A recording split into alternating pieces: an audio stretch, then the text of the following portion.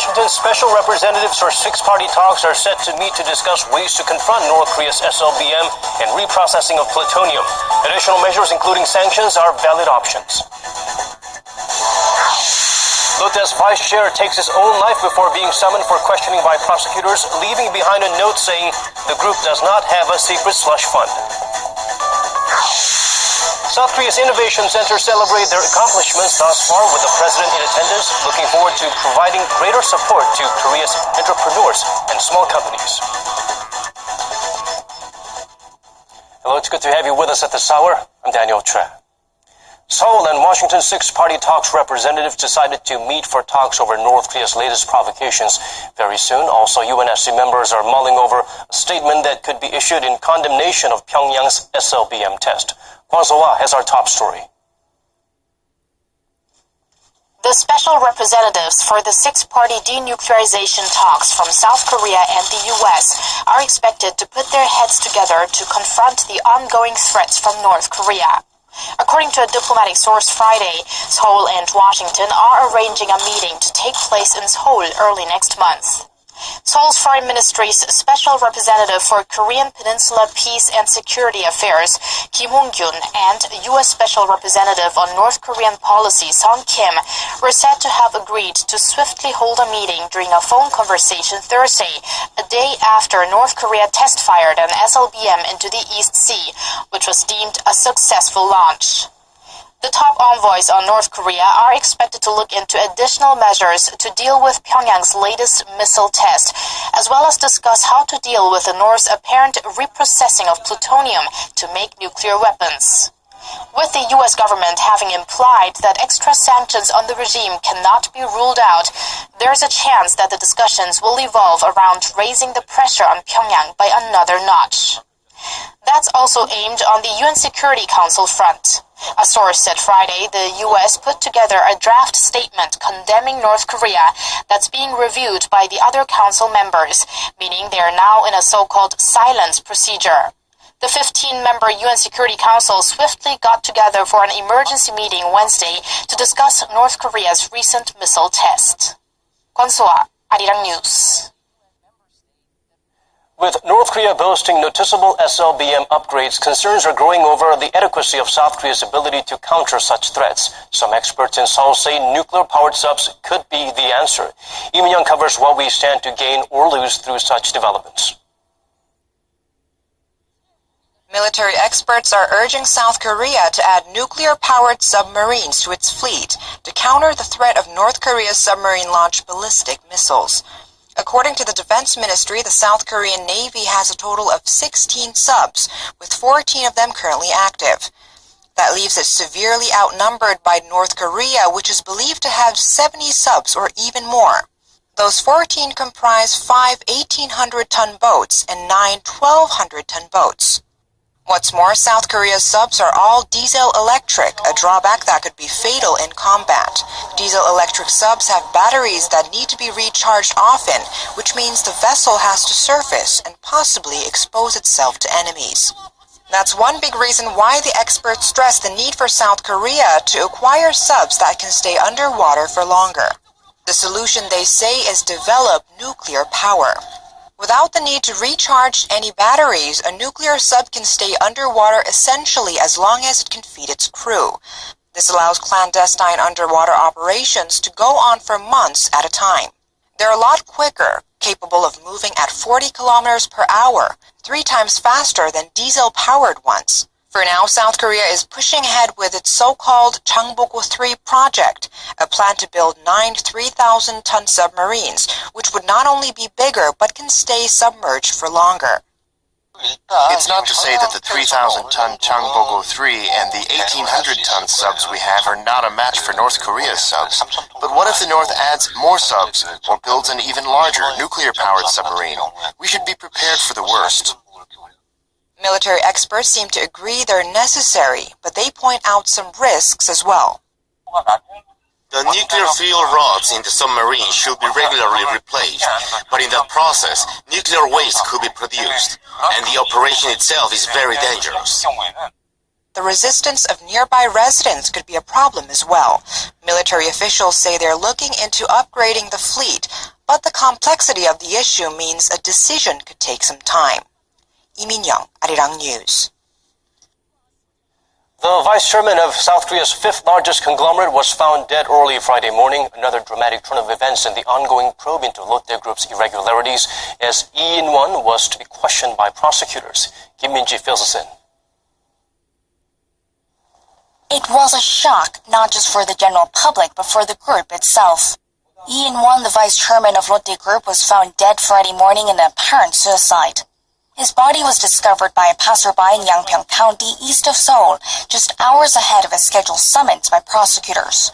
A handwritten will was found inside Lee's car near the site of the incident, in which he reportedly apologized for leaving at this difficult time and denied the existence of secret slush funds in the group. An autopsy showed there were no signs of foul play, and authorities said Lee's death was a result of hanging. Lee was suspected of playing a critical role in the group's alleged tax evasion and amassing slush funds and other shady deals between the group's business units. Prosecutors, however, said he faced no personal charges. Prior to his death, he had already been in the public eye, as he was dubbed Chairman Shin Dong-ben's right-hand man. Since joining the company in 1973, he held key positions within the group, making decisions on investments as well as M&A deals. In 2011, he became the vice chairman of Lotte Group, the first for a non-member of the founding family. His death follows a full-fledged probe into the group launched back in June, with prosecutors having already called other key executives for questioning. Until now, the prosecutors' investigation has been relatively stalled in regards to the alleged slush funds, but have made progress into business irregularities of the group's units. Lotte Chemical, for one, is under investigation over unfair business deals, as well as alleged tax evasion and fraud. Last month, prosecutors arrested Shin Young-ja, the head of Lotte Foundation and daughter of the group's founder, on charges of embezzlement and receiving kickbacks. The executive's death is expected to put brakes on the ongoing investigation for now. Prosecutors have said they will reschedule the investigation, but made clear the overall direction of the probe will be the same. Kim Min-ji, Arirang News. To mark the anniversary of the nation's Innovation Center Network, a festival celebrating the startup movement is held. While noting their achievements, President Park also suggested new tasks that will enable the centers to take a leading role on the global stage. Song Ji-sun takes us there. 거점으로 육성하고 성공적으로 지역 특화 사업을 추진 중인 지역은 전국적인 지원이 가능하도록 플랫폼 기능과 역량을 강화해야 합니다. Startups nurtured at these centers have debuted on the international stage at places like the Mobile World Congress and have also received support from foreign accelerators. The system has also been exported to South America and the Middle East as a model of an innovative economy.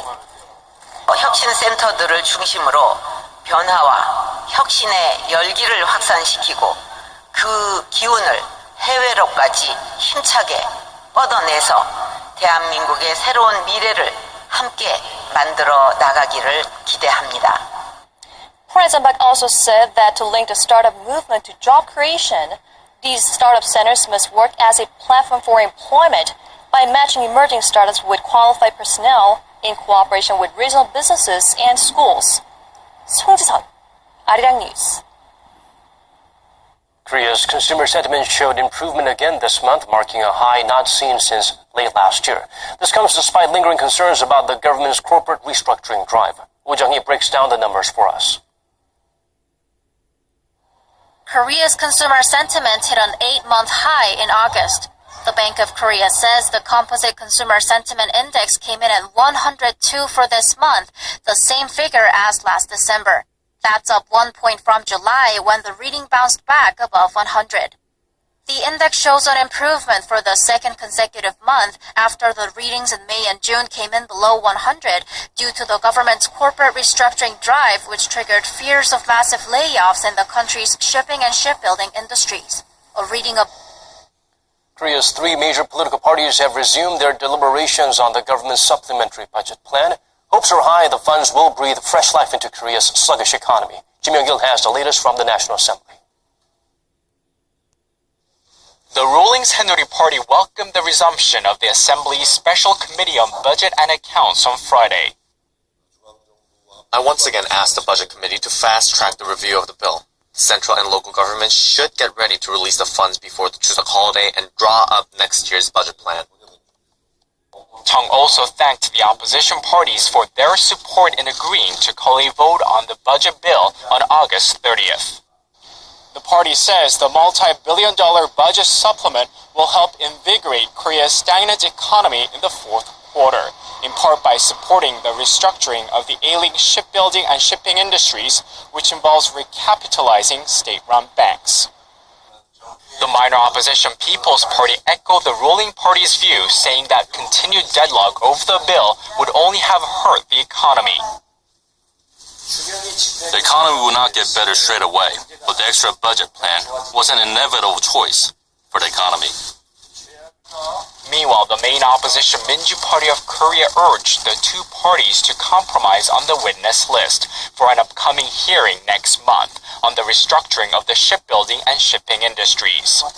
The opposition bloc wants to find out the truth behind the government's decision to pump billions of dollars of taxpayer money into the financially troubled Daewoo Shipbuilding and Marine Engineering last year.